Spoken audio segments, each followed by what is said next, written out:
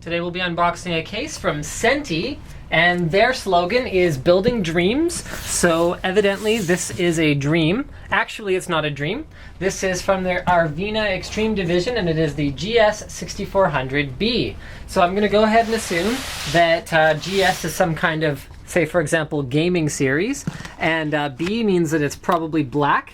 Alright, there's some notes here about the case, but we're actually going to take it out of the box, so we don't need to look too closely at that. I have once again done absolutely zero preparation for an unboxing, so we will be discovering, as we go along, all of the things that are important to know about the GS-6400B. Now, this is not a brand new case. It is a demo unit. So I feel like I'm cheating a little bit on the unboxing, but I guess that's kind of life. So yeah, there are no seals to break, and it's not going to be quite new. Hopefully you guys will forgive me and we can move past this. Okay, now I think I put it right side up, but I'm not actually sure. I think so. The only way to find out? Oh, B stands for blue. Now we know. We learn something every day. Alright, so I'm going to put this here as a cheat sheet. And that's the English side. Excellent. So let's have a look at this case. Actually, it's kind of neat. It reminds me a little bit of the old Alienware chassis. Just a little bit, not very much. Not very much at all, actually. Okay, let's start with the front of the case. So at the front of the case, we have ventilation. And you can see that we are actually perhaps missing one of these. I guess that's what happens when you have a demo unit case. Maybe it came off with the, okay.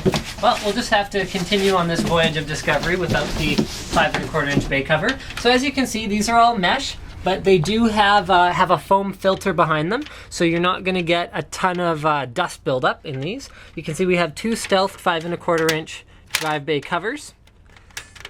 Okay, there you are. We have a compact flash reader, SD, and then a bunch of stuff that doesn't really matter. And then on the top we have the power switch, which appears to have a blue LED light under it. And then we have some fan buttons. Under there we have a little eSATA. Oh, that's kind of a neat idea.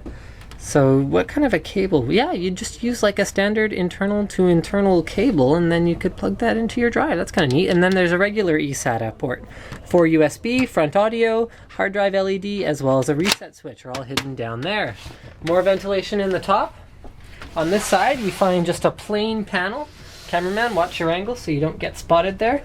And then we have a release latch back here, which we will need to undo the thumb screws in order to access. So we'll do that. 2 thumb screws on this side, 2 thumb screws on this side. And then all the thumb screws will be released, and then we can use the toolless mechanism. Aha! There we are. Oops. So we'll go ahead and put that side panel down. I'm going to go ahead and remove the other side panel. You can see here it has a little button that you just press on and then you pull back. So that's pretty straightforward. Alright. And we'll check out the interior layout a little bit here. So you can see the 120mm fan at the back. 1, 2, 3, 4, 5, 6, 7 PCI expansion slots. So that's fairly standard. And then we've got, this is one of the features that's mentioned on the side of the box. This is kind of an exclusive, well, they call it exclusive coolers for video card refrigeration, but what I call it is fans to blow down on your video card, which is also very useful.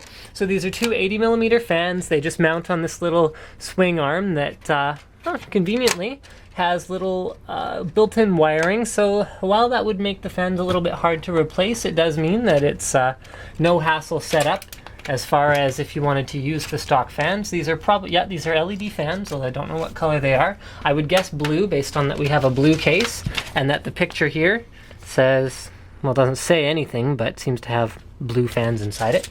All right, accessories. Hopefully I didn't just break that. So here's all of your screws. It even includes a screwdriver. That's kind of neat. As well as a little microfiber cloth for getting fingerprints off the finish of the case. So here we can see if there's anything else in here of note. An extra PCI cover.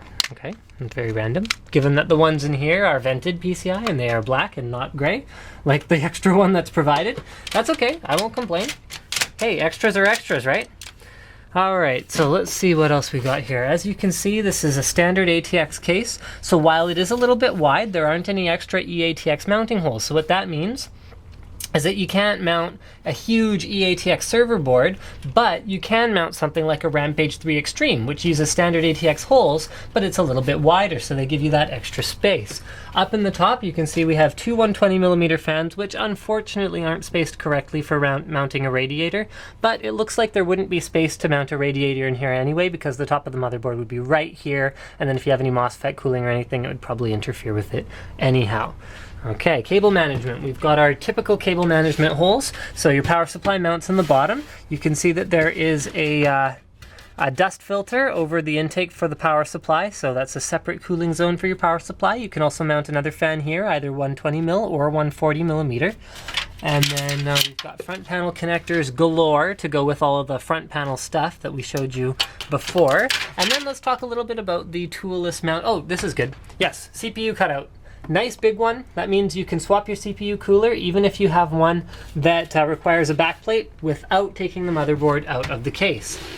All right, let's have a look at the toolless mounting for the optical drives. Okay, so that's pretty straightforward. So there's two little spikes in there. You press that in, locks your drive in place. You press this button, it opens it up. Okay, that was easy. And then, ooh, that's kind of fancy. Look at that. So this is how the whole hard drive cage comes out. So you can take this whole thing out, assemble your hard drives onto these little rails. So you can see you can install either 3.5-inch or 2.5-inch drives. They have umpteen million mounting and ventilation holes on the bottom of them, although they are quite sturdy feeling. And then you can slide the whole thing back. You can see this is a 140mm cooling fan here in the front. And then I can go ahead and slide that whole thing back in. To open up the hard drives, all you do is slide them just to the left, and then you can pull them out and pop them back in. That's kind of neat, actually. I don't know how shipping proof it is, but it's definitely different.